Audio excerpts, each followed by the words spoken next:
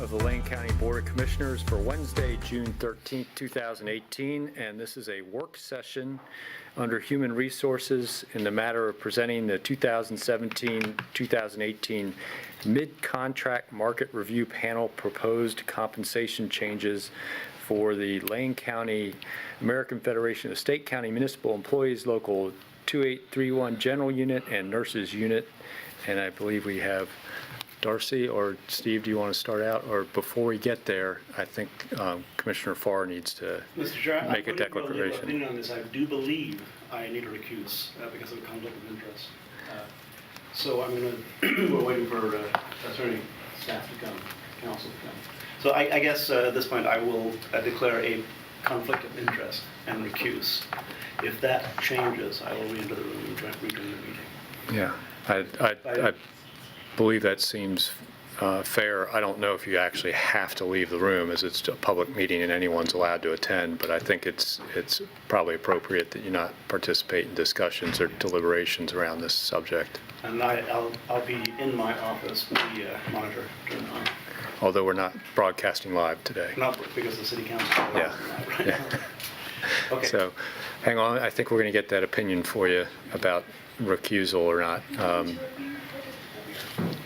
Hello. So, Andrea, Commissioner Farr has a question for you.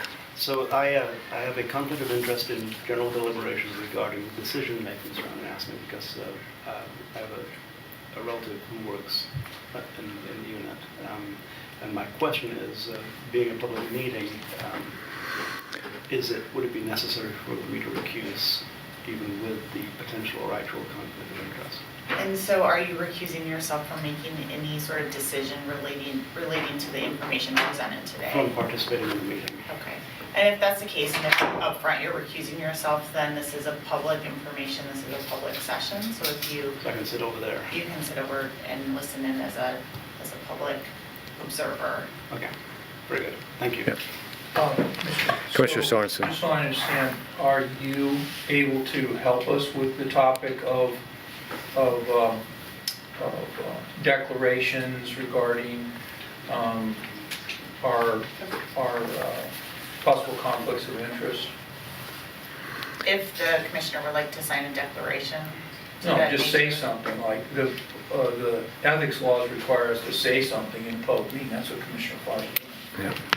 Correct. And he's stating that as a declaration that he's recusing himself from. Now, in the past, Commissioner Bozovich and I have mentioned that we've had political contributors and that the existence of political contributions won't affect our decision in the meeting. Well, I'm probably the only commissioner that's received financial contributions from AFSCME, and they're one of the people that's going to be presenting today.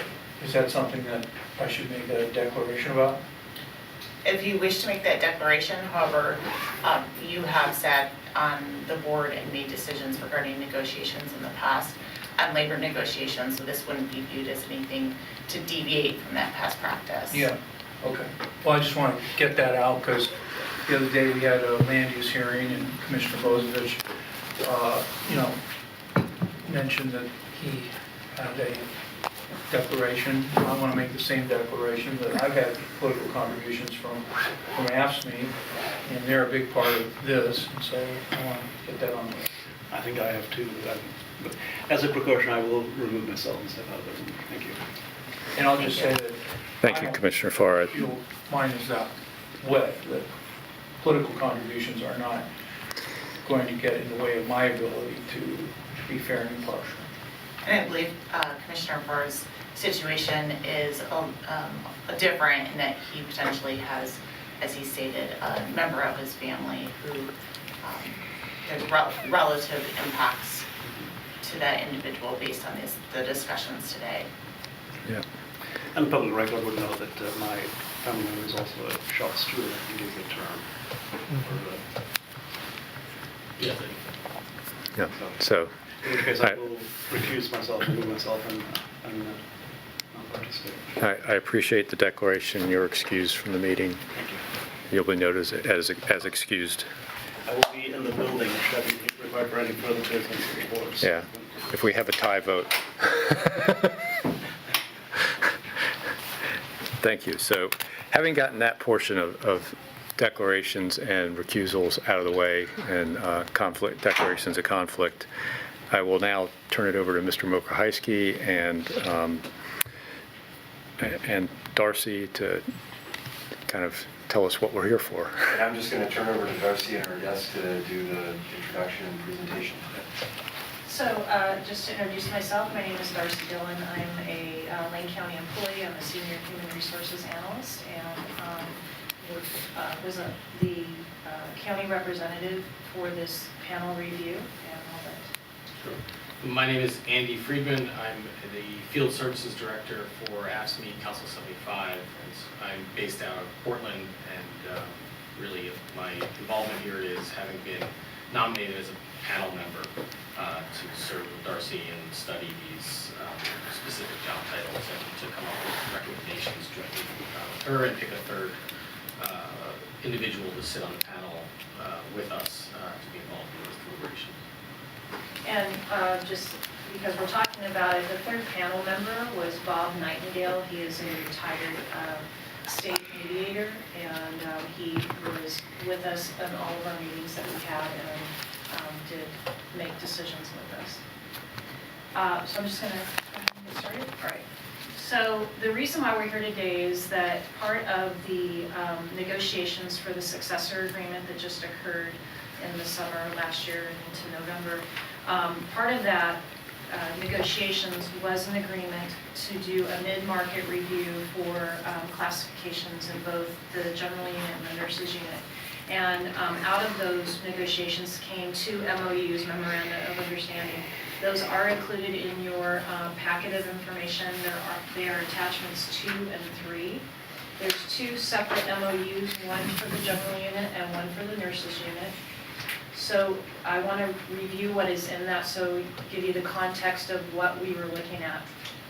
So the MOUs both allowed AFSCME to put forward classifications for the county to take a look at for their compensation, and it's total compensation that we were looking at to see if there was any market competitiveness issues. And they did that for both the nurses unit and for the general unit. They put forward different classifications, and that information is in your packet as well. But in looking at the MOU, I want to make sure that you have the context of what the panel was to look at. So on the MOUs under panel consideration, which starts with section 9 and subsection B, it says the panel shall consider the following: internal equity within the bargaining unit, job matches including classification title, duties, education and experience, and ability to pay. So anything else beyond that, the panel was not, that was not part of their scope to take a look at.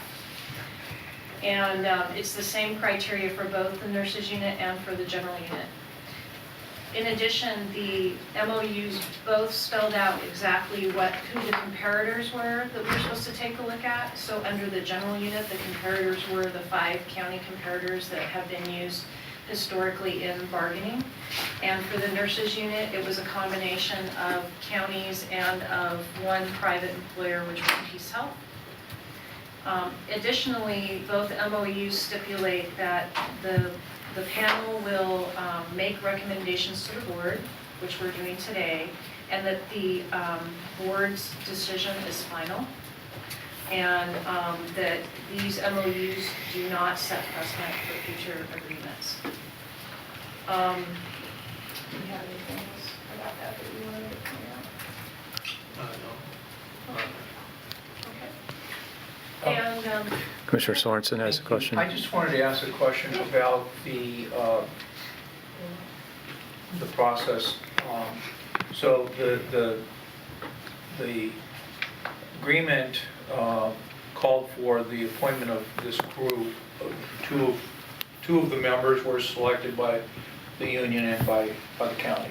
And then the third person, how was that person selected? so Andy and I, as the 2 representatives, first started throwing out names. And then actually AFSCME was the one that came up with the idea of a third-party neutral, someone that wasn't, necessarily someone that we handpicked, that the county handpicked, or somebody that AFSCME handpicked. And so the idea of Bob Nightingale came up because he was a state mediator and had a history. It did the agreement, it didn't state his name, but it stated the process by which the third person would be chosen. Correct, go ahead.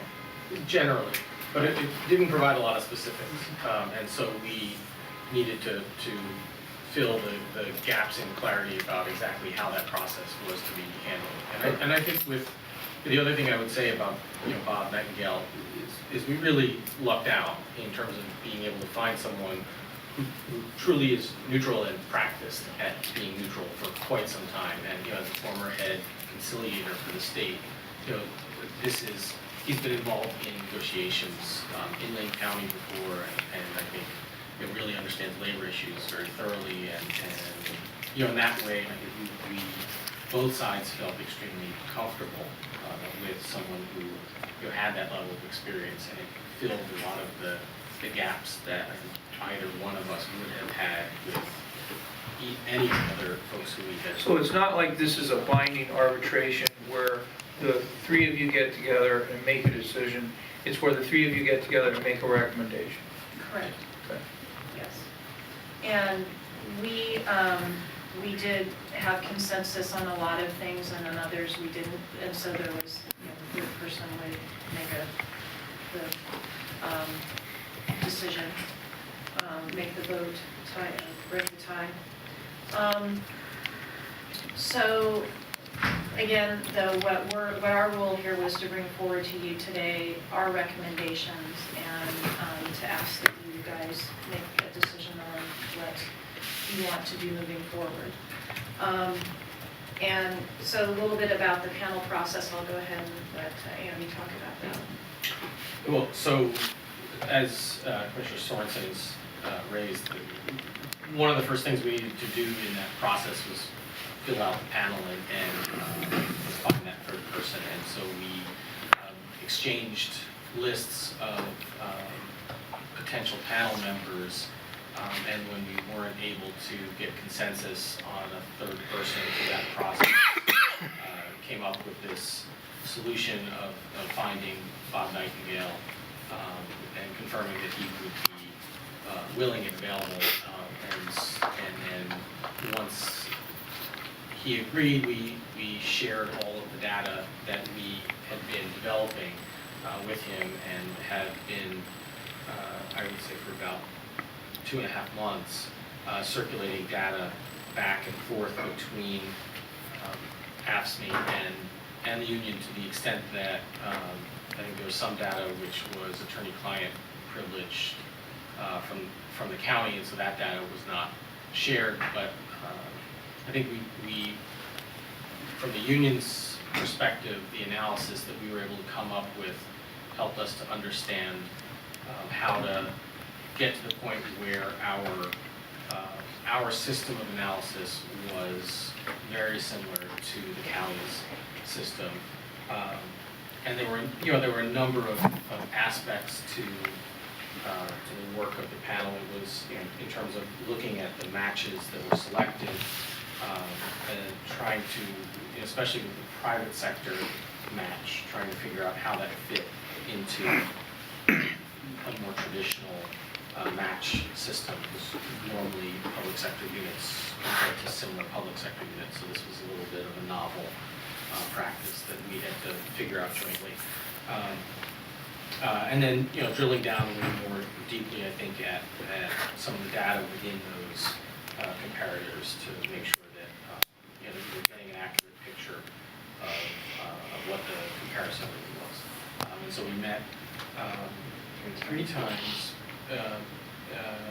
over the course of a month once our data was in good shape.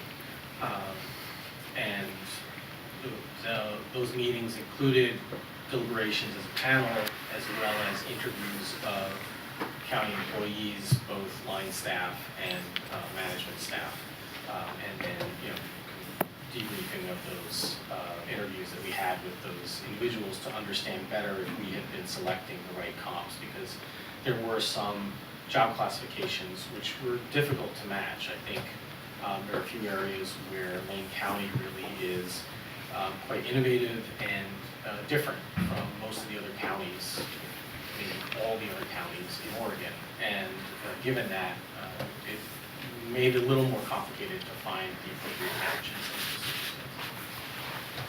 I think, too, you know, when we look at the data, you'll see that the county made a proposal in February of this year. That was the initial proposal. And then what the panel is recommending, there's going to be some changes. And the reason for that is that the data did change.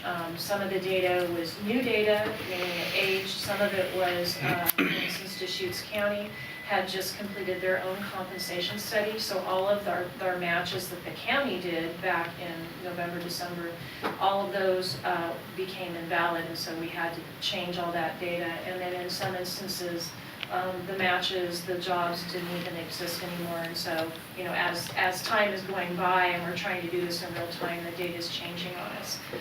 And then in addition, what Andy said, we have the advantage of now being able to interview employees and to clarify some of the questions that we had about what are the actual job duties. And so because of that, several of the matches changed. The job matches changed between what was done before and what we did. And so therefore it resulted in differences from when looking at what the county originally proposed and what the panel was proposing. The other thing to note is that the third item that the county, or that the panel was to look at, was ability to pay.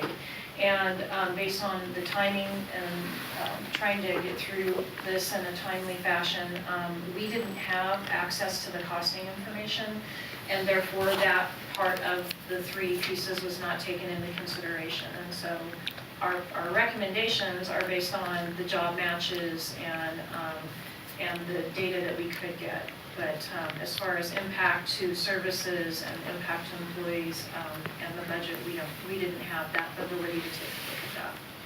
And that's going to be important. So that's really setting the stage for you guys. And so what we'd really like to do now is to dive into the report itself and show you our recommendations, unless you guys have questions. Any questions from the board? So I guess, would it be best to start with the nurses because it's the less number, and we can learn maybe from that area before we jump into the bigger unit? We had almost 100% consensus on those classifications. Great, yeah. I thought it might be the easier unit to start with Right, for yes. us. So in your board agenda, if you look at attachment B, which is the last attachment, it's several pages long, and it's actually two different spreadsheets, but they're all in one attachment. And it's the attachment that looks like this, that's got the multicolored columns. Sideways. Mhm. Yeah. Yeah, yeah. I don't know how difficult it's going to be for you guys to look at it. Yeah. So real briefly, I'd like to tell you how to read the document. That would Great, be thank you. helpful. So if you're starting with the nurses market comparison, on the left-hand side, the column starts with the job code, goes through the working title, and then you get to a column that says Lane County, and it has low, mid, high. That is Lane County's data. That's our current wages. And you'll see there's several lines of data, and you'll see that under the working title, it says certified medication aid as an example. And it says current, and then reading over to the right, you'll see a low and a mid and a high, 1681, 1944, and 2332. And then the next line says total compensation and those numbers. So what we did is for total compensation, which was what we were asked to take a look at, it includes things like healthcare. That's fine. I'm wondering about that. You're next, sir. Would you like Oh. Would you like some copies made? Easier. It would be It easier might- to yeah, have it would be the, easier. have the printed copies if, but don't, yeah, you don't have to stop talking. I just gave it online. Definitely Yeah. maybe printing some of those, I don't know. Oh, I have it on. I have it I do. on. Oh, copy to copy. I don't think mine does. Here. Let's see, there's general, and then there's the nurses. Right. so you Yeah. should- Okay, who needs Last- one? I think they all Probably. do. Yeah. Sorry about that. Be a lot easier, plus it'd also give us something to mark on. Let me go. Do you want me to wait? I think you can start talking. I don't think I'll need to actually mark a copy up Okay. until we get into some further discussions, but So basically, the total compensation is made up of the wage plus healthcare insurance plus anything that the time management accruals or PTO, the, PERS, so retirement PERS, and then all that is put together, and that's what's in that total comp. So across the three, and just so you know, the low is our step 1, the mid is step 5, and the high is step 10. And so that same methodology we use across the different comparators that we have.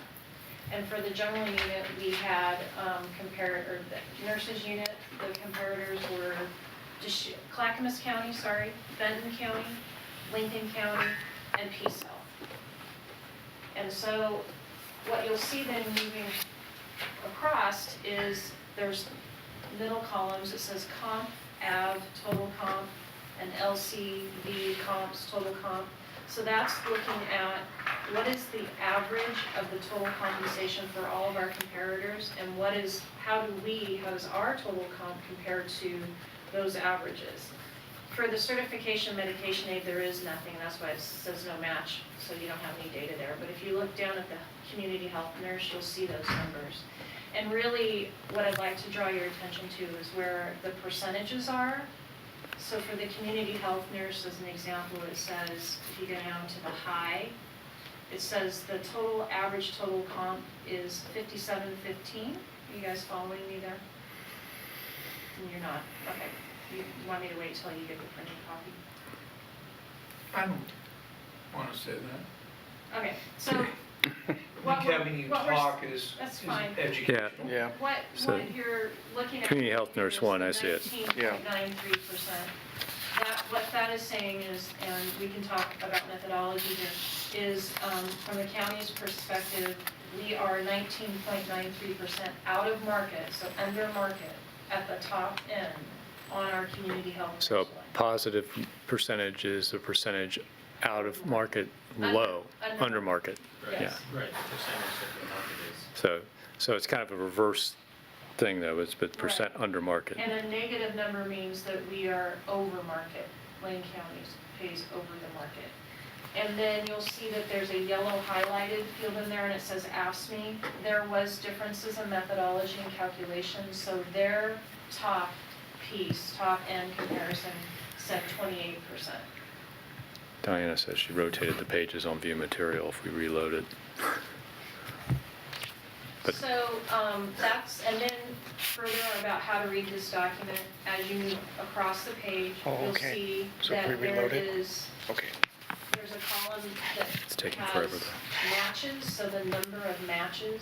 So for instance, for the community health nurse, it says 3 matches. That means that out of the comparators that we had, we were able to find 3 separate matches to that job.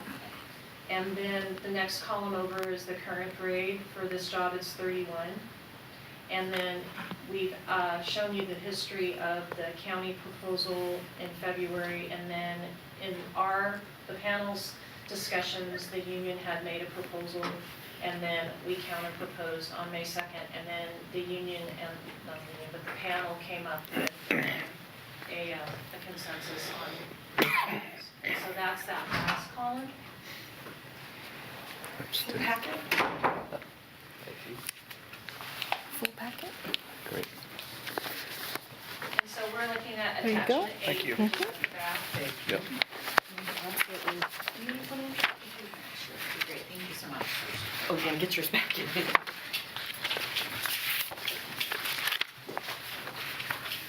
First page, attachment 8. Just one more, too, thank you. Well, we're on the nurses market, so it's page 1 of 3 of the nurses market comparison. Right, so past the general, It's the second to last sheet Yep. and the backside of that sheet. right, and so it says AFSCME versus market comparison at the top, Attachment 8. okay?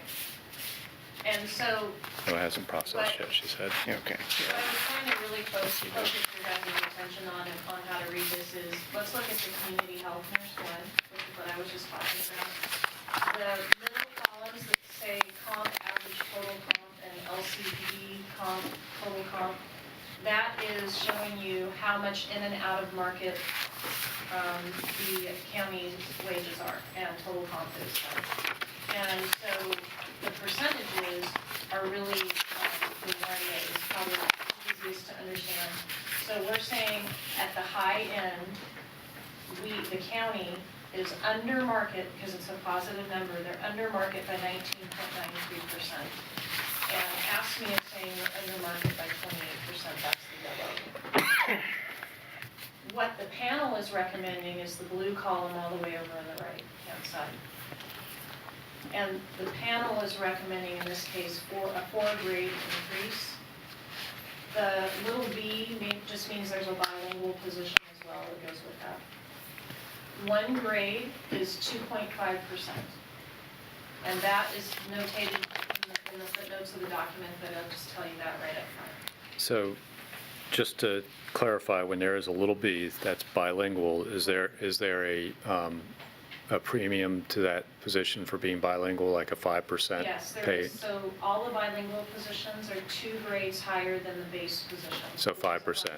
Yeah, that's what I thought I remembered, but I just wanted to clarify. Yeah, so if we've made a recommendation to the community health nurse one and there's a bilingual position, it'll automatically get the same increase. Right. They're not actually considered separate classifications, they're considered adjunct classifications. And that's to have the ability to pay that differential. There are footnotes down at the bottom of each page which talk about the details of really our negotiations or our conversations when we were not in consensus. And so the stars, the asterisks, are documenting what those were. And then on the very last page, we have the county's methodology. So it talks about total compensation includes PERS, time management, holidays, and healthcare contributions. So basically, anything that does not have an asterisk had basically a 3-0 consensus by the Yes. panel. So anything that doesn't have an asterisk was a unanimous recommendation. I mean, the panel, I will say that the panel's recommendations are the panel's recommendations. We're presenting them as a panel, as a Right. group, but we just notated for informational purposes, so you could understand when there was a difference, when we had to have a tie break, and why that was, what those differences were. Okay. Commissioner Sorensen? So, just to ask a follow-up question on the community health nurse one. Yeah. The percentages that are not in yellow are percentages on how much off of the comps. Reload should work now. These low, medium, high, 10-year and 25-year employees fit in. But there's no comparable AFSCME number for each of those.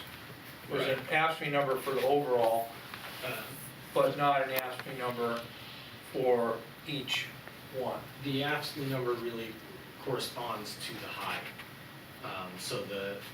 So while the county calculated for the community health nurse one that classification was 19.93% below market, AFSCME's calculation was that at that high end it was 28% below market, which is, even so with a 4-grade increase, it only gets about half the Well, wage. that's my point about asking about the process, so that you said there was consensus, but you also said that this was advisory to the Board of Commissioners. And if we wanted to say, okay, we want to fix this, realizing that it is unlikely, but I'm just asking this theoretically, if we wanted to bring it to market, we'd have to raise it more than the panel recommended. So, Yes, but I think the one thing to consider when you're looking at the community health nurse 1 is to recognize that it is in a series. And in some ways, the comparisons at the community health nurse 2 are a more robust set of comparisons, because it's really the journey person classification. And so if you were going to look at it that way, I would look at it in an overall context. The other thing I would say is that the panel was not given any direction to say, what is the market point Yeah. of competitiveness? So when you look at the range, so looking at the range of the community health nurse 1, a person can be hired anywhere in that range, right?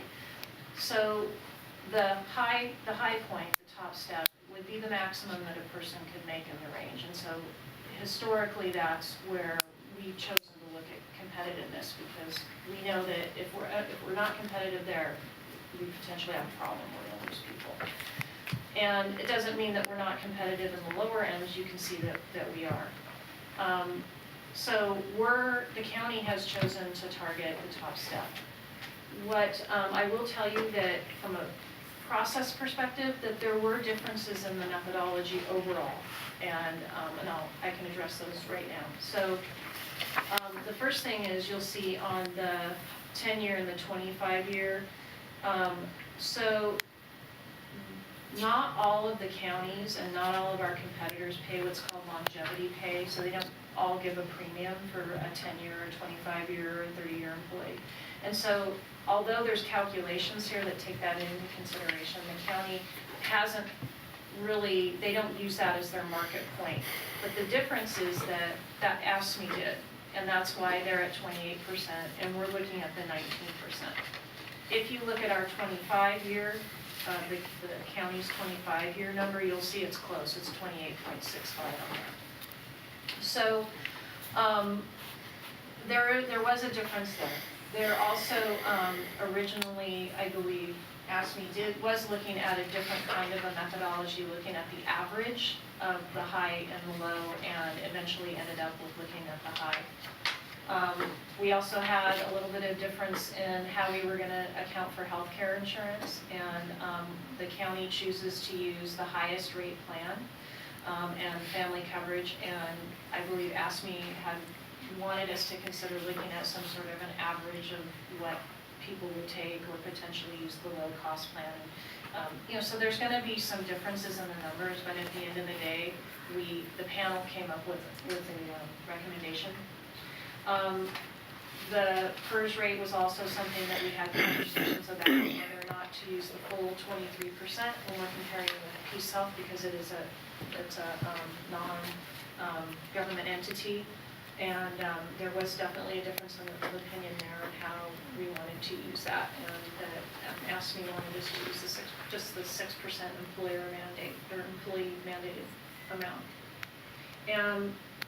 And on the Peace Health scale, their salary scale goes up 16 grades, which actually it takes 24 years to get there.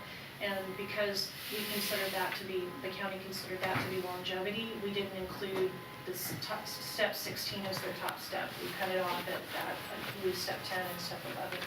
So again, there's some differences. And then within the comparators themselves, we obviously had conversations about maybe we didn't always agree with the comparators, but at the end of the day, we came up with a consensus of which ones we were going to consider. But there definitely was some conversation about that, especially around the community health analysts, which is in the general side. So that's why you're seeing some differences in the numbers, but again, at the end of the day, when you look at the panel proposal, we had almost 100% consensus, unanimity with the nurses unit. So what I'd like to tell you is that the ones that don't have the asterisk, we agreed to, and you'll see that the important thing to notice too is that we do have series, classification series, like the Community Health Nurse 1 and 2, and so trying to keep the differential between the grades, keep the step series even. We looked at that. In addition, we tried to, the nurses, you'll see that there's not matches for all the nurse positions, for instance, corrections health nurse, but in order to keep that internal equity with the nurses, if we are recommending an increase of a 4 grade for the community health nurse, we recommended the same 4 grade for all of the nurse positions. And it's the same thing for the nurse practitioners. We made a recommendation for nurse practitioners, which is on, Is 4 grades 10%? 4 is 10%. Yeah. Oh, the nurse practitioner is on page 2, and we recommended 4 for that, and so we also recommended 4 for the mental health nurse. So all of them on here we agreed to unanimously, with the exception of the expanded practice dental hygienist and the medical assistants 1 and 2. So my question to you is, would you like us to just focus on those and the fact that the panel really didn't have any issues with the others? We could just focus on the ones that we didn't? Yeah, for me, I think that's what I would, personally, I'd like to hear about the ones where there wasn't, a unanimous panel. I think some of the ones where we've got a, unanimous panel recommendation to the board. At this point, I'm not going to second guess. How many hours did you guys put into this? 3 full days plus all of the. Plus the background research? Yeah. Going back after each I'm thinking about all of the work to get matches, to try and recalculate total benefits and everything else. I'm not going to try and second guess some of the work that was done there. So I kind of, at least for me, where I see that there's no asterisks, I'm probably going to, when we get to a decision point, stay with the panel's recommendations. Where I think we need to have more understanding is where there's an asterisk, and that may be where I think, as this is a recommendation to the board and the board's decision's final, that may be where I might ask for additional information to clarify things, because as I understand it, the panel had 3 criteria on both units that they were specifically charged to look at, whereas I think we need to, there's some things that the board might have to consider that are maybe out beyond those 3 criteria, but also knowing that the panel never got to one of the 3 criteria, we also can kind of think about that too as we make these decisions. But I don't know about the rest of the board. Are you guys interested in hearing about the ones without asterisks or just the asterisks? I would say in terms of decision-making and acquiring information, that it might be better in terms of a decision tree is to have you go over the ones where there was a difference in the 3 panel members, where it was a 2-to-1 as opposed to a 3-to-0. And so, to that extent, I would agree with what you're saying, Jay. But I would like to consider going further than that, and that is, after we do that, because I think the information is useful on the split votes, but after going through that, maybe we could step back from it and say, okay, we've now heard all that. In general, then, why don't we just adopt what the panel said? And what are the pros and cons of that? And for that, I think we need to have the money people. We need to have Christine here, because ability to pay or budget was not a factor that you guys looked into. So that's kind of the way I would view it, is if you guys never got to ability to pay, which is a big factor in whether we could pay or not, right? Whether we have the ability to pay. So I guess I would agree with the idea of, initially go over the ones, give us the background on the split votes, and then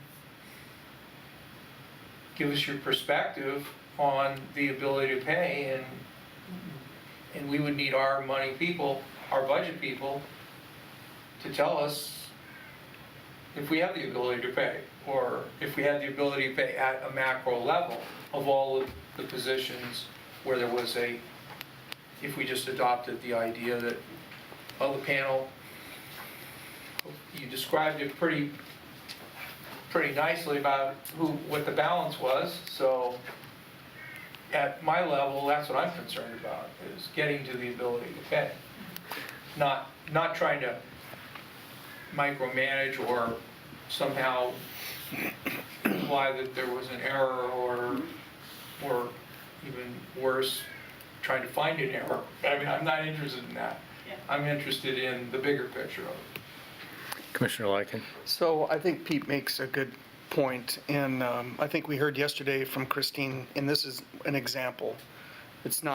Has nothing to do with this particular, where this money comes from, but if you remember yesterday, Christine made note of the fact that the dollars projected by the state on the transportation package are rolling in much slower than what was originally projected. And so, which means, and while that's road fund, it still is budgeting for with employees. And if money's not coming in as what was projected, I think that becomes concerning. The other is I think I think it's good probably to have Christine involved in this, just to kind of get a snapshot of what she's projecting, because it's going to be based on projections. It's not on actuals. I mean, that's going to be the biggest challenge. But she's pretty good at bringing forth projections and giving us an idea of where it is financially, because it's an ability to pay, period. And so I think Pete makes a good point, and I think it's important that we have the folks who have the projections on what we're doing on how Lane County is doing financially to I think make a better decision overall. Steve, you want to comment on that? Well, so there were a few things asked, Commissioner, I heard both three of you talk about it sounds like wanting to focus the conversation on where there was disagreement, and then on ability to pay. Yeah. In terms of the aggregate impacts, it's in your memo. We've identified the financial impacts for next fiscal year and the fiscal year after that. If you were to adopt the recommendations in the general unit, it's approximately $260,000 over those 2 years, increased cost over those 2 years in various funds, and we can bring you the detail for that. It would be the general fund and probably waste. But there are probably 3 or 4 funds that are impacted there. We can bring you the detail on that. And then in the nurses, that would be the CHC budget, is $679,000.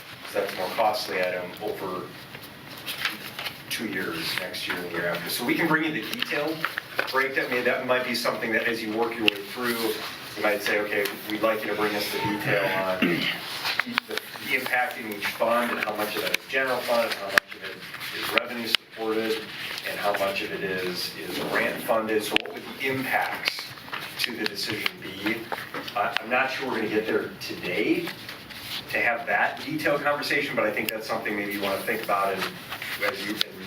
Information request maybe prior Right, to the so decision. you have representatives here from the panel today that I particularly can talk about the methodology and the process and the disagreements and those things. So you may want to focus the conversation today primarily on that, and then think about the additional cost estimate piece, breakdown as you consider the pay going forward.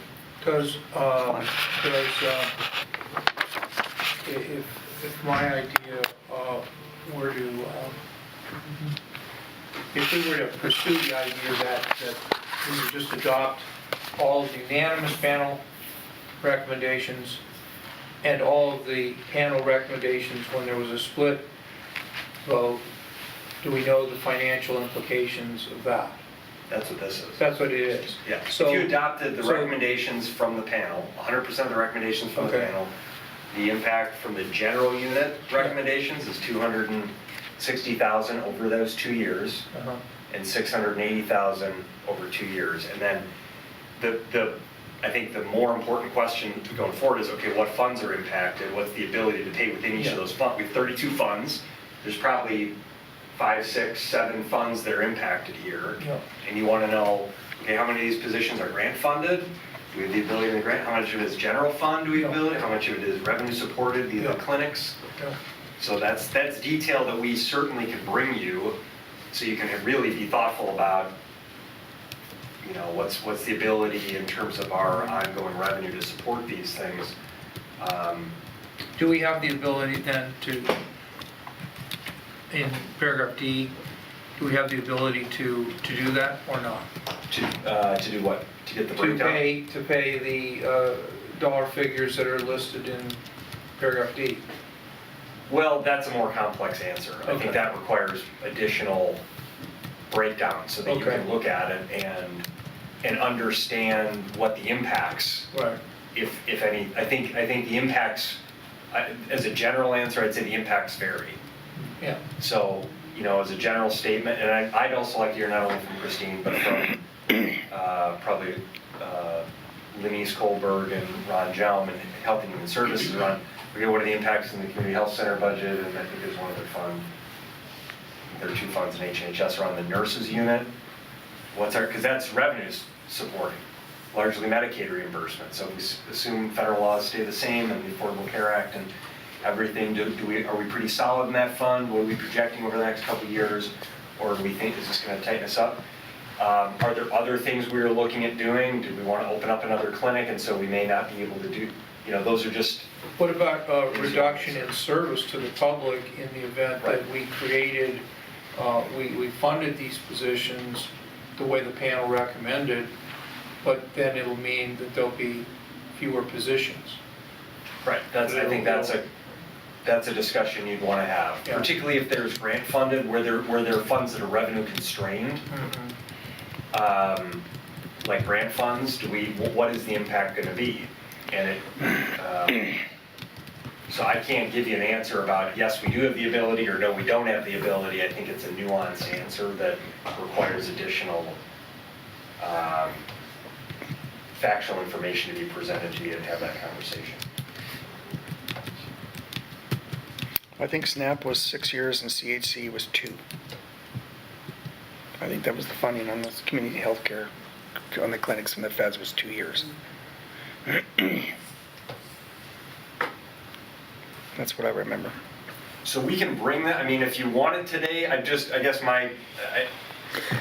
you're asking for advice, I'd tell you, at the very least, focus on getting through. Yeah. What were the recommendations, what was the basis of that? That's What was the data to drive those decisions? That's one important component, and then we can Yeah, I give you think, more detailed information based on what you want for That's the fine. cost impacts. and, you know, I've already heard from 2 commissioners that that they agree with me about focusing on where Yeah. the panel was not unanimous. And I think, Gary, are you okay with Oh, that? yeah, I'm not- I think if we can get through that, and then maybe we can talk about what other information do commissioners need to make a decision on the recommendation of the panel. And hopefully maybe come back in a subsequent board meeting with orders prepared that we can edit if we need to, and have that additional information provided and be ready to make a decision maybe in the next meeting. But I think today's about hearing about what the panel's work was maybe, and thinking about what information you need personally to make a decision on the panel's recommendations. So if you want to proceed maybe and talk to us about maybe the expanded practice dental hygienist and senior dental hygienist. So, on that first page, everything down to the expanded practice dental hygienist, we're all in agreement with. The expanded practice dental hygienist and the senior, between those 2 classifications, we only have 1 match, which makes it a challenge to determine what to do with it. And as Andy had said earlier, the county, our county is pretty unique on some things, and this is one of those things that we're fairly unique on. This is a program that's in the schools. Just like our mobile hygienists, they have the van and all that. Yeah, they go to the schools, and so we only had one match, and it was Clackamas County. And so you can see from the county's numbers that at the high, we were 0.76% under market, which our recommendation was not to do anything. At the lower end, the low and the mid, you'll see we're showing that we are out of market, and then if you include the longevity, we're a little out of market. So AFSCME's numbers came up with the 8%, which is why they were recommending actually more than 2 grades, but we landed on a 2-grade increase. And And you're talking about the panel agreed for 2. Yeah, the panel agreed to 2, but it was not a unanimous vote, so Andy and I disagreed, and the third person, Bob, broke the disagreement. I thought we were going to only talk about the ones, I guess this one is one. Yes, it is. Yeah. Okay. Does this show us that it was a split vote?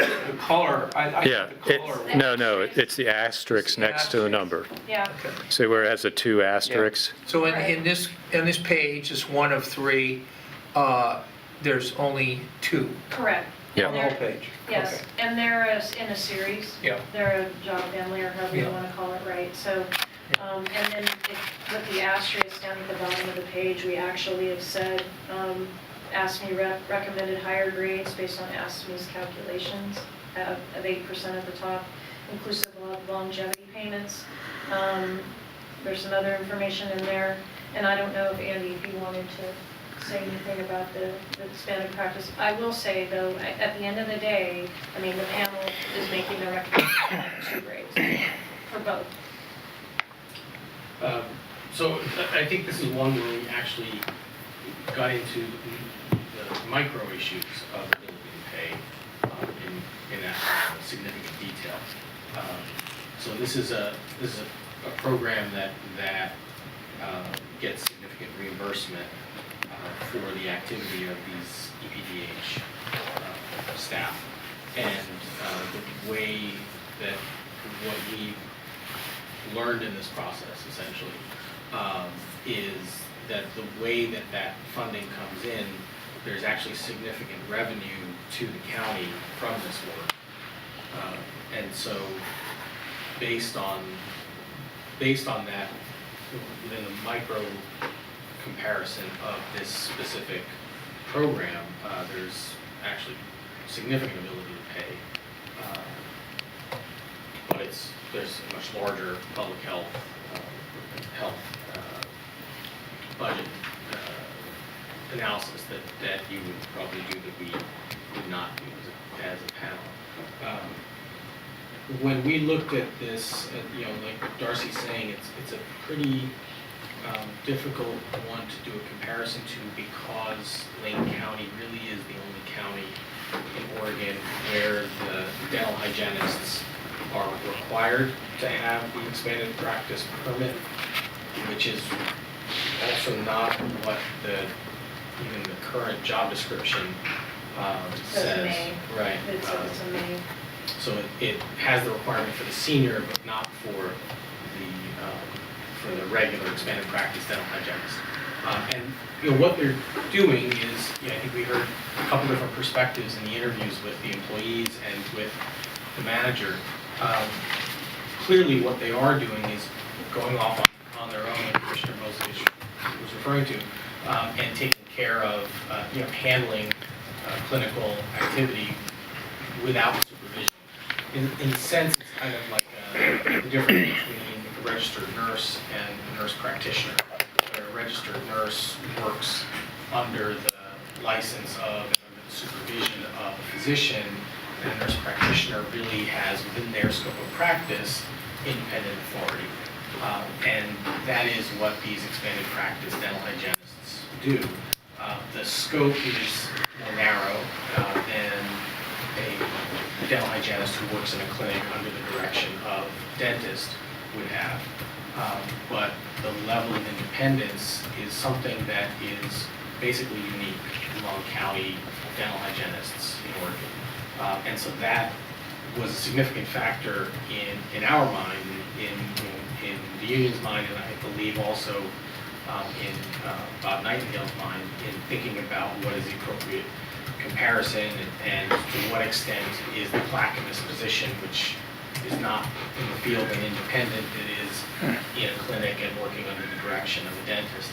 To what extent should that inform the panel deliberations? There was some anecdotal market data, but I think it was anecdotal. So we weren't really. This was a difficult one for us to figure out how to get to a conclusion on, and that's I think in large part why we wound up with a difference of opinion. And I think where we wound up was actually I think that where we wound up was an agreement between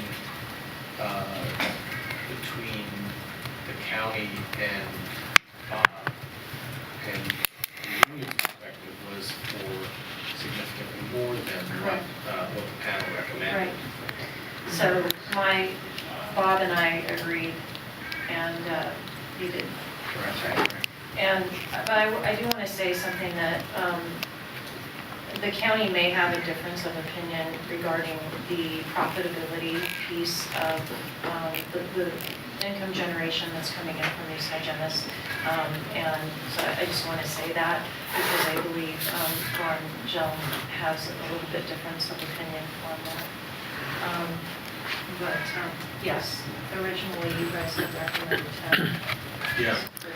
And so we landed on 2. So, when you don't have a good market match, it makes it really difficult to set.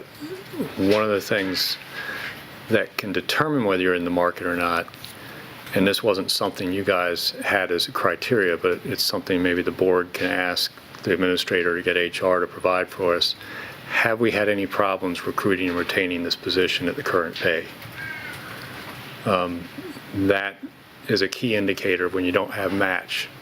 If we've had unfilled positions and difficulty recruiting, that's an indicator we're at a market low. If we're filling these positions and people are staying forever, that's an indicator that even though we don't have a match, we're not far out of market. So I think that would, on particularly these ones with the asterisks, it'd be good to know whether we have recruitment and retention issues, and I think HR can supply that information for us. Just particularly on ones that we have, 0 to 1 match. It's really difficult. On the ability to bill for services and somewhat, that is such an artificial concept in our current structure of how we reimbursed. It's set by the federal government, the reimbursement rates for particular services. And there's areas where we are not really reimbursed at a rate that even matches what it costs to provide service. So you really have to look at our overall healthcare system and to me, trying to get it down to one specific provider and what their particular services are provided for that were set so arbitrarily through the ACA, Medicare, and everything else. Is not a way I can't look at that and say that's an ability to pay for, because really for me it's how are we doing in the whole system under those federally qualified plans and our reimbursements from Medicaid, Medicare in general for all of our health provisions, because I doubt we're getting reimbursed for psychiatric at a rate that actually makes sense to what we're actually paying a psychiatrist, under that, because they've traditionally way undervalued mental health provision, but those providers are really expensive. So if we start getting down to a provider-by-provider comparison, we're comparing, what we have to pay in the market for that person versus some artificial setting of the reimbursement rate. And I don't know if that's a fair thing to do. And if we are going to try and look at that, then it's got to be about a programmatic look, not a single position, in my view. So if we get there on that. So anything else on dental hygienists that people want to know? Expanded practice dental hygienists from the board? The only other that I had was on the senior. I don't know if you want to, we should, but so before we move on to that within the management structure, it seemed like the EPDH senior reports directly to Ron. The whole program is the whole, Right. all of them report directly, not Yeah, just the. right. But that's a much more collapsed hierarchy than in the rest of the department. Which I think is changing. Okay. There's a restructure going on in the CHC, and I don't believe that the hygienists are gonna remain reporting directly to him. I think they're gonna come under either the nursing manager or they're gonna come under a supervisor. Right now, yes, he's correct, that all of the dental hygienists report directly to Ron Joan, who's the department, Yeah. he's the division manager for the community. Which is unusual and speaks to the fact that it's such a unique position that they weren't easily assigned for supervision, but that's not typical. Yeah, and the degree to which there is kind of this independence that they have. Yeah. Which is different than some of the comparative. So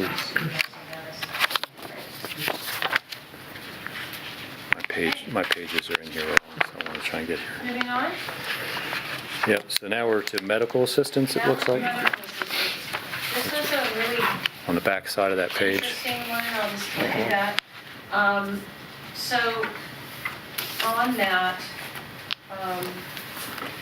we had a lot of conversation on the matches, and I would say that, overall, again, the panel came to an agreement that there was definitely some discussion around the appropriate matches for this, especially the Benton County matches. And at the end of the day, myself and Bob agreed to the one step. Andy was wanting a two, and Bob broke, that disagreement. And that came down to really the calculations. And so what happened with the medical assistants is that Peace Health, the only information we could get from them was off of their job postings, and they only had one number, which was the low number. So the county went and looked at the nurse's contract and extrapolated a high rate, so it was an estimated high wage.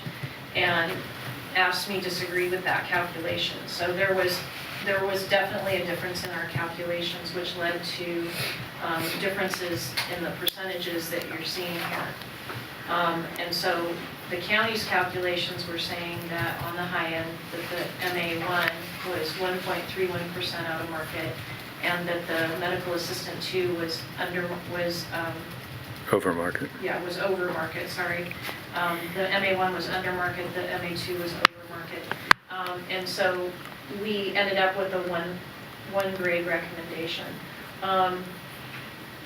Again, going back to the overall, because the county doesn't look at longevity payment, there was that difference in calculations as well.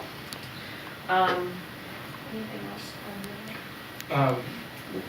One of the, just in terms of the detail of the disagreement around the Peace Health calculation, I think your calculation of the Peace Health rate was assuming a 10th step. A 10-step scale to make it, try to compare apples to apples with us. And so, we were especially concerned about that calculation, not just because it wasn't a number that existed anywhere, it was a calculation that was created, but that with the information we had from a collective bargaining agreement with the ONA, that the Peace Health scale is a 16-step scale. From our perspective, if there were to be a calculation, it should have been a 16-step calculation, not a 10-step calculation. But either way, from our perspective, the comparators needed to be based on actual data and not calculated data.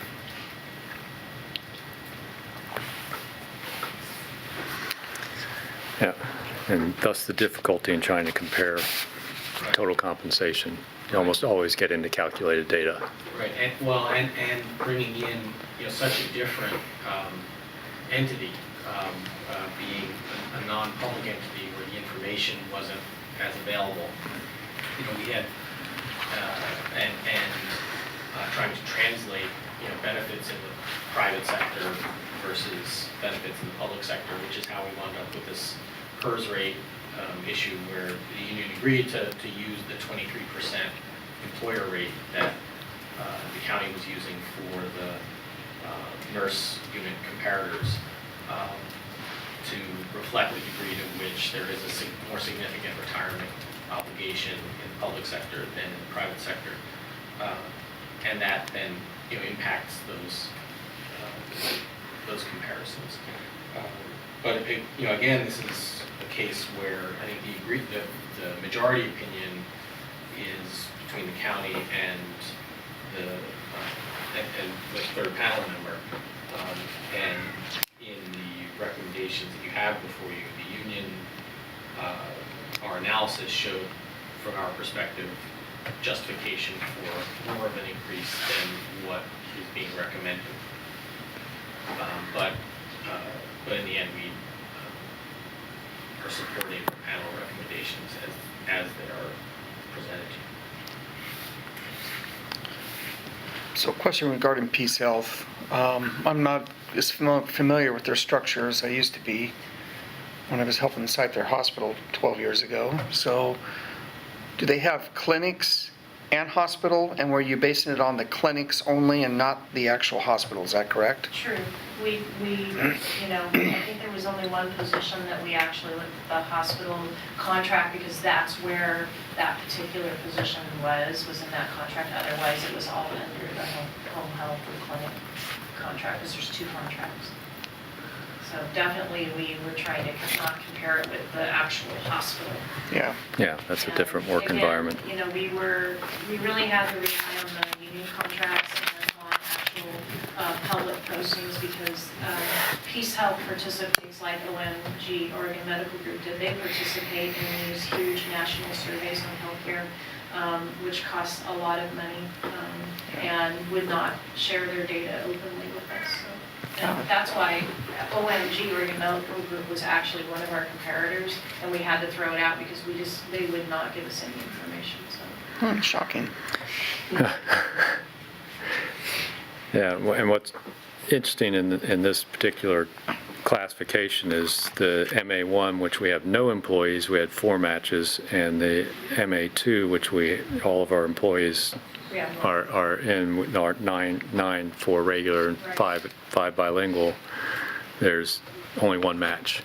Right, so just what he's looking at, just so you guys are all on the same page, is on that far left column where it says job code, I've actually included the number of employees that are in those jobs so we can see that there's no employees or there's the number of FTE.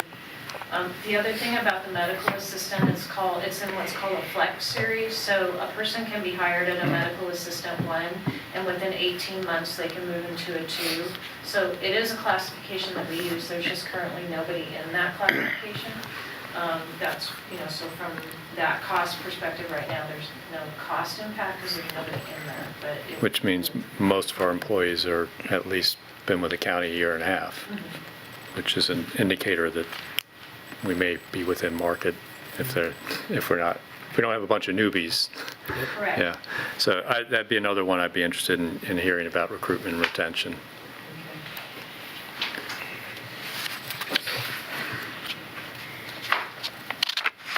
Okay.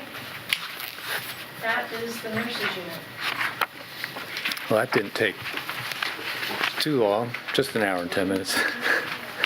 But we plowed a lot of ground that I think we won't have to replow during the general. I mean, that's what we can How to, yeah.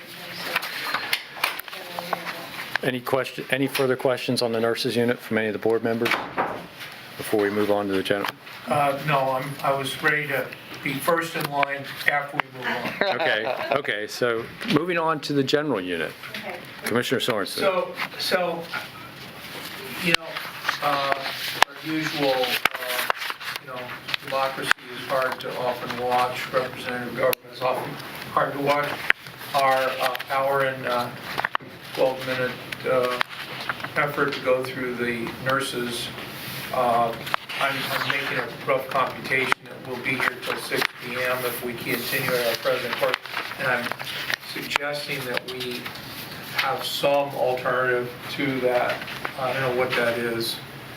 How about where you really, really disagree, as opposed to you disagree? I can speak to that. In the general unit, there's only, I think there's 4 PSC series. classifications that we had, that was not unanimous, the rest of them we were unanimous. Oh, okay, I mean, it's not, we're not gonna go through the whole. So the ratio of employees that are in the ASME nurses unit to the total general unit is not reflected in the number of disputes over those positions. Okay. Doesn't sound like it is. What is that? We did not study significantly more titles in the general unit than we studied in the nurse unit. I And see. we didn't have significantly more differences. I think there's Right, 4 titles or series in the general unit that we wanted to flag. right. Okay. Well, then I stand corrected. It won't take till 6 o'clock. Yeah, we're not going over every unit. Yeah. I mean, my goal would be that we'll be done in the next 15 minutes. Got a smile going. The usual efficiency that we admire. Yes, Alrighty, can I go ahead? sure. Alrighty. So, for expediting purposes, the ones that we had difficulty with are the program services coordinator, which is on the first page, so page 1 of 3.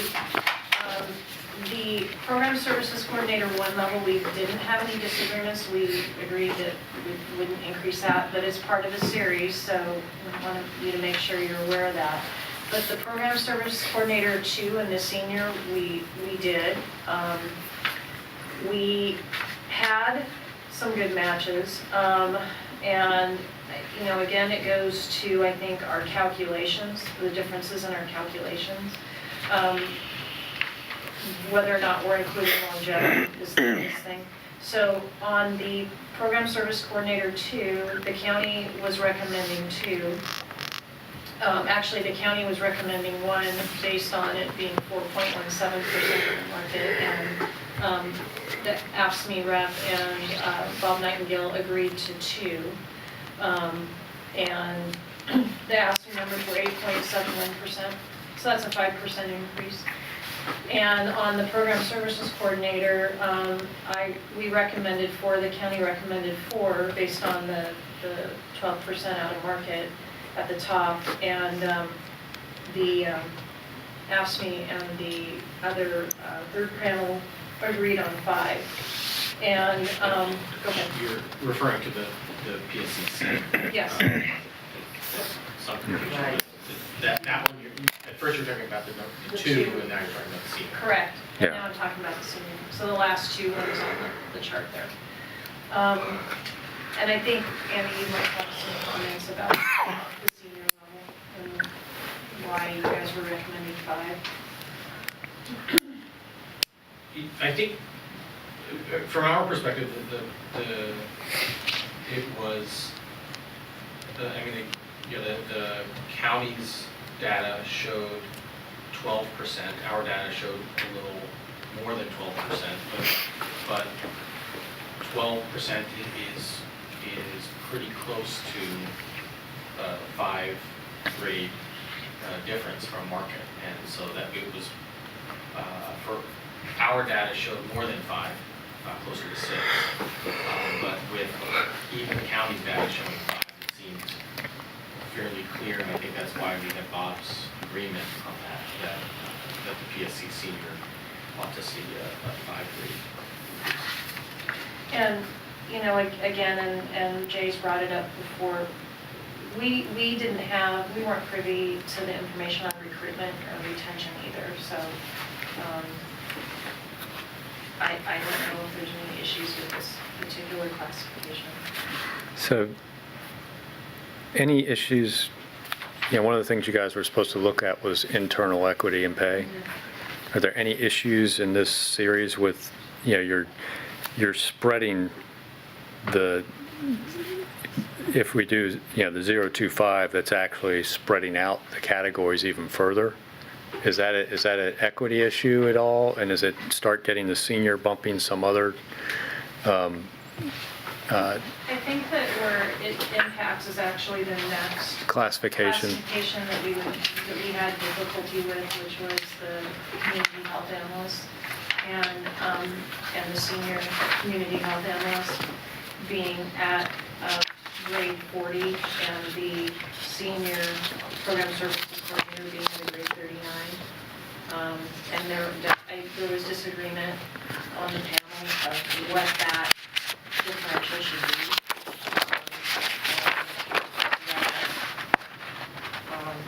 Well, that's another one with an asterisk. Yeah. And that part of what AFSCME looked at for the community health analyst senior was originally a 5-grade change in order to keep a 2-grade differential between the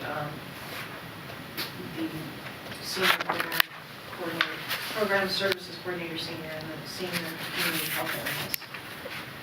So,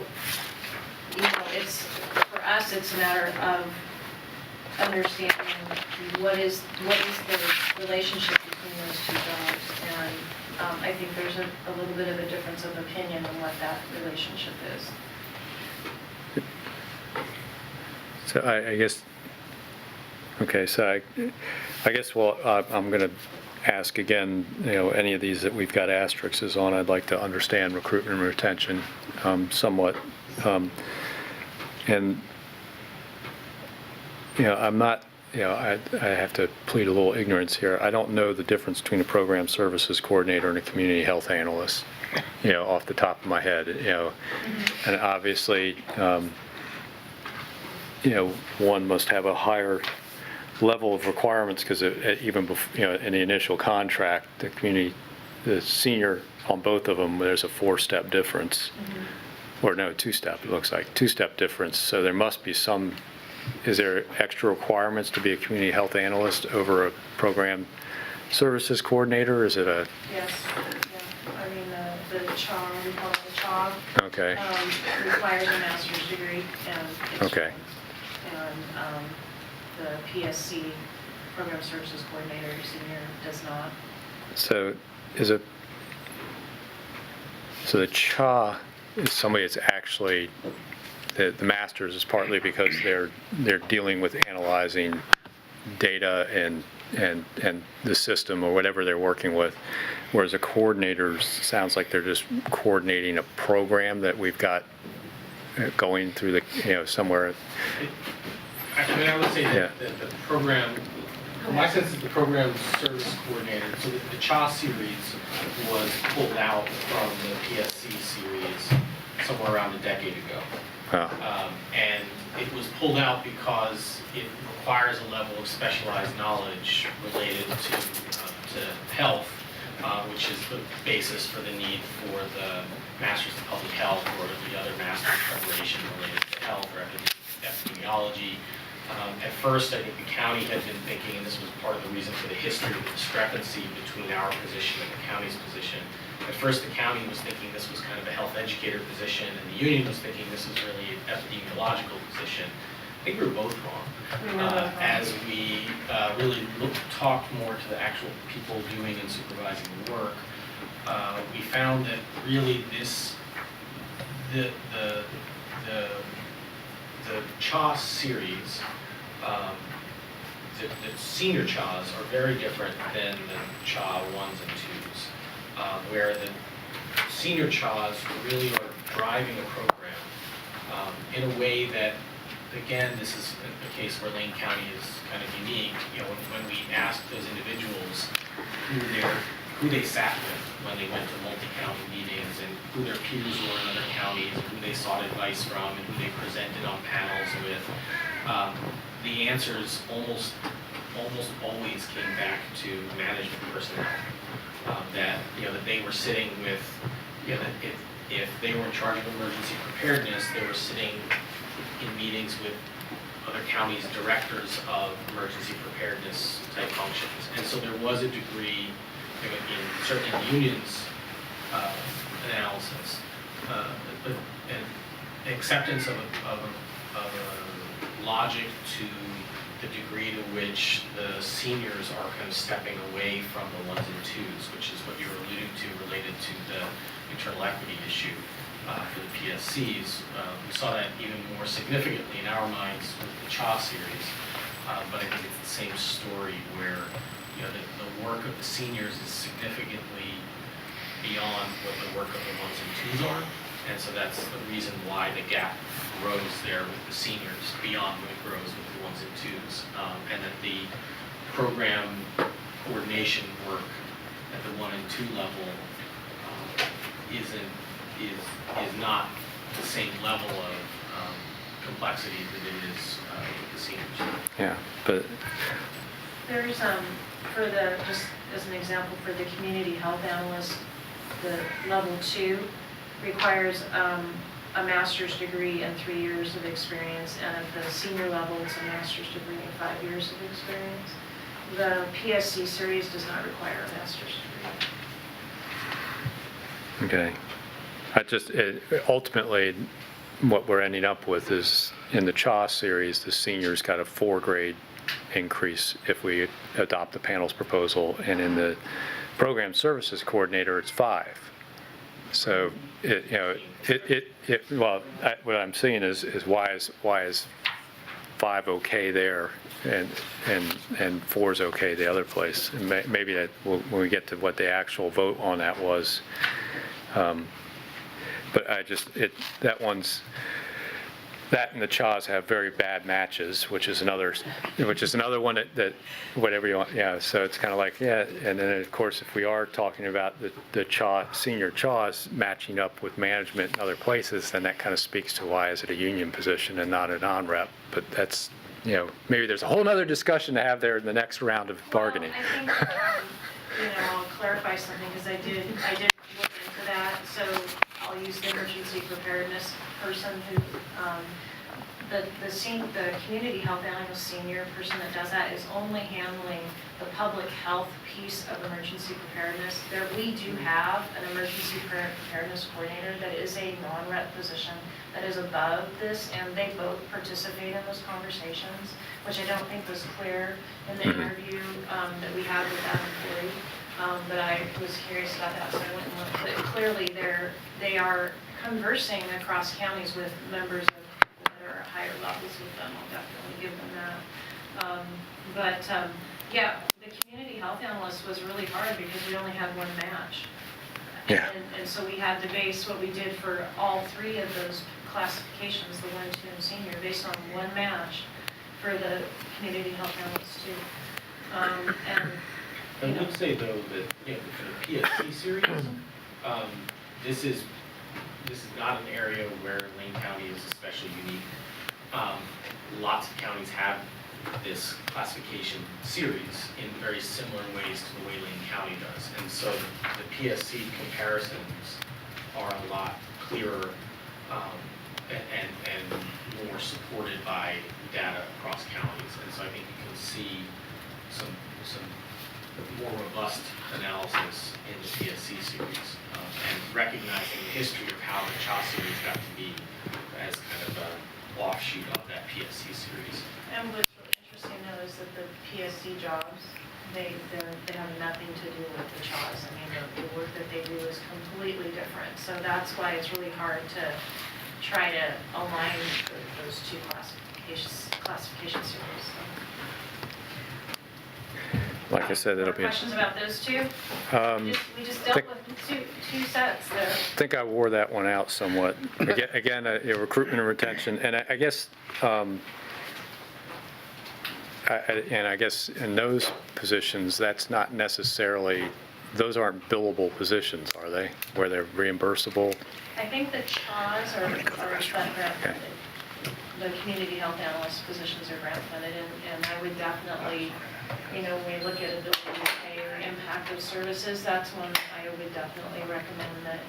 That we have some information Yeah, back that we from, get more information. okay. You did ask, Commissioner Bozovich, you asked about the difference of opinion within the panel Yeah. on the CHA senior, where the panel's decision was 4.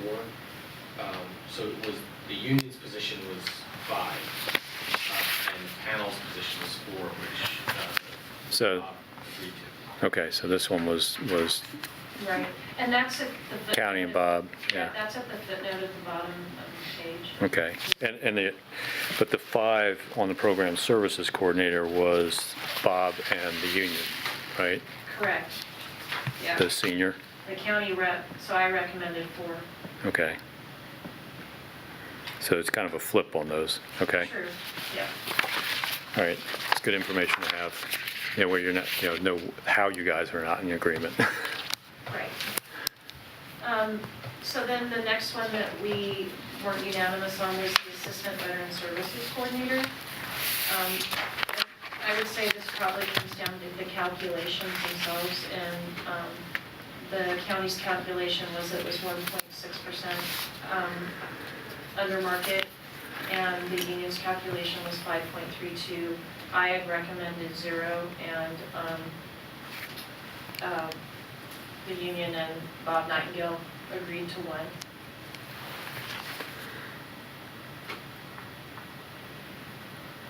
Okay. That's so, And then. Close either Do you have way. any questions about that? no, that seems like it's just about, And then the last one is the. I would just say the discrepancy on that is probably almost entirely about which comparator we chose to compare to. There's some assistant veterans and veterans, 1s and 2s, and looking at the different counties, which ones we chose to biggest discrepancy. I think we were in agreement though with all the job matches. I think it really did come down to, according to my notes, I really think it came down to the calculations. yeah. Still, that one's not, that's not quite as bad as some of the other disagreements. You guys started a lot closer together and ended up in the middle, so I'm not, that one doesn't Yeah. make me as nervous. And then the information technology specialist was the last one. And I had recommended 2 based on the 7.43% under market, and the union and the third person recommended a 3. And I think that with that one, we have discussions about the job matches, but at the end of the day, we came to agreement on the job matches, so I think it really is, again, a matter of calculations and that longevity piece of it. I think that, when we were looking at it, in our analysis, it came to 12, which justified the 5 range Originally. position that we had. But looking even from our perspective, and I think this is why we had Bob's agreement, is that even the county's costing of 7.4 is basically a 3-range adjustment.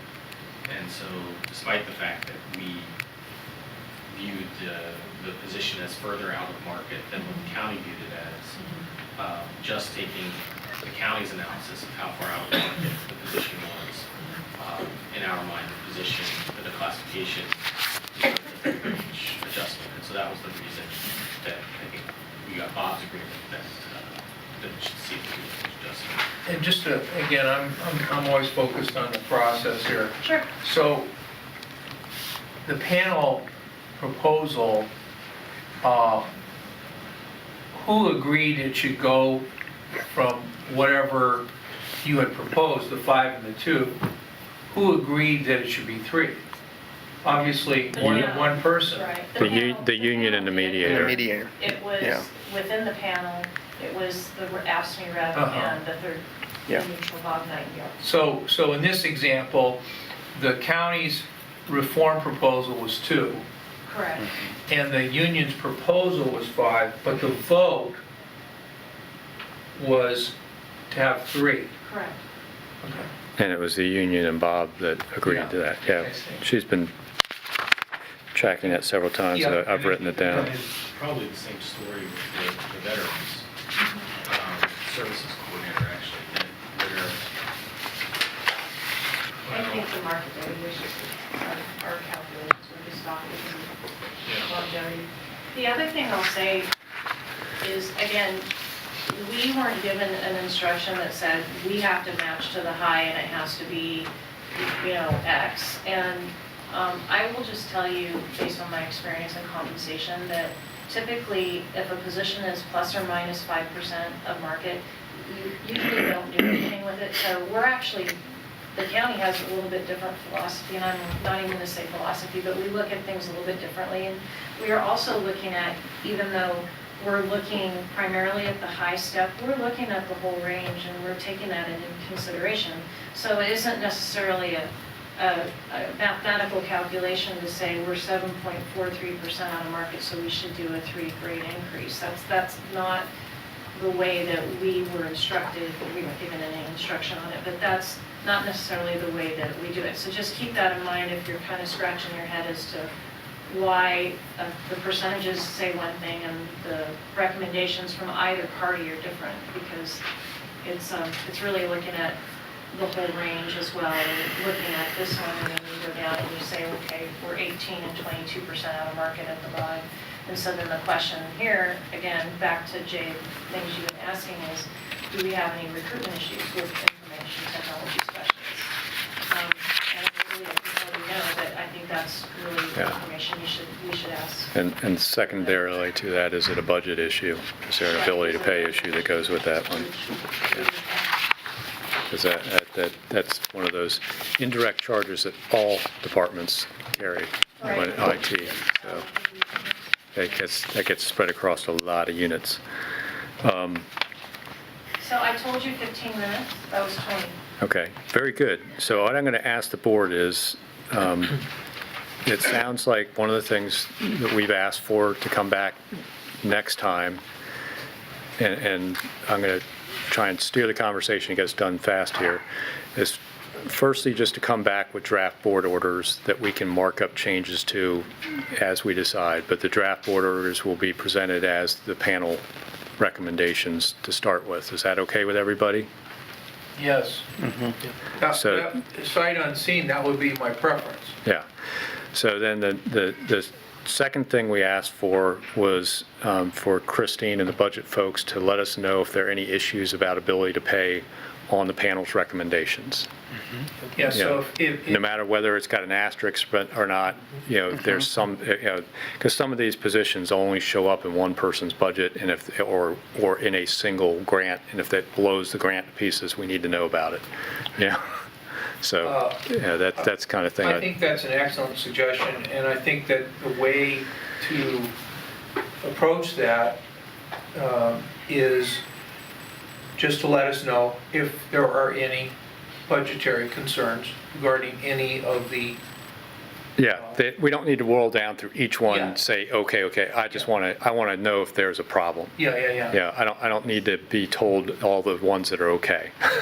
Just tell me the ones that might be a problem, if there's an ability to pay issue. Yeah. Secondary to that, on all the ones that have an asterisk and there's some disagreement, we were asking for recruitment and retention data. Is that fair to say? Yep. Yeah. Can we get what I might call recruitment and retention opinion if we cannot get recruitment and retention data? I guess that would come from HR, seeing they're the ones that run all our recruitment and retention. So yeah, I'm asking Steve, I think. difficult is that? Yeah, Well, we'll seek to get you data, because I think data's. better than opinion. You mean facts are important in this society? We like facts. Yeah. Okay. And we'll try to look, over a couple, at least a 2 to 3 year period of time, if we can gather that and. Yeah, anecdotal data, anecdotal evidence, I should say, not data, is kind of the type thing I think that would probably drive the union crazy if we based our decision on that, maybe our staff too. So if there's hard data one way or another, I want to know. If there isn't, that's an answer too. If they can't give us a solid answer about recruitment and retention, then it's something that makes it difficult for us to provide a decision on. We can't base it's not easy for us to say that's why we're going to make a change in the panel's recommendation. Some of these are also classifications that don't have many incumbents. Mhm. So the story isn't necessarily the same. Yeah. I mean, some of these have very few employees. We may have not gone through a recent recruitment and retention. That may be the answer that comes back from HR. We don't have recent experience with this position in recruitment. But, of course, if it's filled and it's been filled for 10 years, that speaks to retention. So that may be the converse answer, too. We may not have recruitment, but that's because we've retained the employee in that classification. So I think that information will help me get to how I can look at that list and make any recommendations for changes, or just say, you know what, I'm good with the panel's recommendations, let's go, however that happens at our next meeting. That's what I'm hoping to go through, is have the administrator and staff present the information we've requested, and then start a board discussion, deliberations about a decision. Does that sound like a process for everybody? Just curious about whether we're going to get I'll say a hard recommendation or a soft recommendation from the county administrator. The things that you're asking for. No, on the ultimate decision. Like, after all this information and/or data and/or opinion is submitted, okay, what's the bottom line here? Sure. I'll think about that. Yeah. And the part of the reason It's I'm. okay, we're paid the big bucks, you're not. Yeah. We gotta make the decisions, Thank you. I have not heard that one before. Yeah. Well, don't you remember it was in a newspaper, we have the same pay rate you do? Right. Pete wanted to know where the rest of his $100,000 was. I wanted to know where the rest of my salary was. So, what did I want to say, Commissioner? The reason that I hesitated on the question about an opinion, or were you going to give an opinion about recruitment or retention, and a recommendation from me is, I think, I would acknowledge that our management, our managers, supervisors, managers, directors, and I, recognize that these 2 MOUs were part of a process that we went through to resolve some of the disputes through negotiations and the strike. I think we all have been committed to a good faith effort to work through these issues, and we're doing a lot organizationally to communicate with our employees and to move forward in a positive manner. And so I think everyone and the board, I think this was a great discussion over the past hour and 40 minutes, where the board asked very thoughtful questions, and you heard from 2 of the 3 panel members with really, I think, a great level of detail and analysis that they went through, so that there was a lot of objectivity that went into this, and I think we want to continue that focus on having as much objective data to drive the decision, and not have this be based on opinions or those kind of, so that's the only reason that I hesitate on that. I think there are also a lot of factors. There are the 3 factors that the panel had to consider, one of which they weren't able to consider, the ability to pay. So we will bring you that, and that is an important factor. We will bring you that information and try to break that down so that you can thoughtfully consider that aspect of the decision, as well as recruitment and retention, how that impacts these.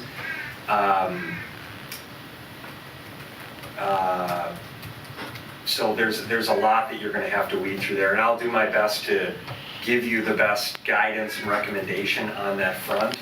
But I think everybody is motivated to try to do what is right within the process, the objective process we tried to go through, even though there were some differences of opinion, and I think they were thoughtful differences. They weren't based on people's subjective views necessarily, they were based on, valid differences in data points.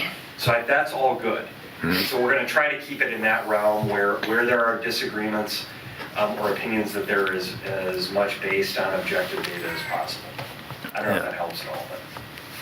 Yeah, and I feel that's important because we made an agreement to settle the labor dispute and sign a contract based on these memorandums of understanding, and they were based on looking at these positions midterm with objective data and making them making recommendations to us, final decisions by the board. But I think we need to do that in good faith and try and do it as much based on data versus opinion, as we can to be in good faith with the unit. And I think there's been a lot of work done. So I really appreciate, hopefully us making our decision based on data and coming to a conclusion here relatively soon, because I'm sure the folks in payroll want to know, and everybody else and the unit wants to know, so we can move on. Right, and I didn't say that, but the goal, they go into effect on July 1st or first paper following July 1st, and so it's better to not do retroactive payments. Right. But, So but we want to be thoughtful and. Yeah, I will look to the administrator to work with staff about how quickly you guys can bring this back to us, and we can get to a decision on it. What we may do, I'll just throw it out, that from the standpoint of timing, and given the fact that it feels like the board has narrowed your focus on a few questions that you want answers on, and you haven't made any final decisions, but I think you've indicated some places that you might be willing to go. We'll see if we can, when we bring this back as soon as possible, if we can also bring back 2 board orders and give you at least the potential that you could take action, you could provide a motion and take action on those if the information that we present you gives you the ability to reach a decision. If it doesn't, then you can push it to another meeting. But does that sound satisfactory, that we'd at least give you the option to make a decision on one or both of the units when we bring the follow-up information? Yeah, that's what I was saying. I would like to have a draft board order for both units with the panel's recommendation in the draft board order. And if we edit that at all, we'd have to go through and. You can do it through a motion. Through the motion, yeah, about what we're editing, yeah. Okay. Yeah. I think the starting point's the panel's recommendations. So any other questions for staff or additional requests for information before we adjourn? If not, we are adjourned. Thank you, everybody.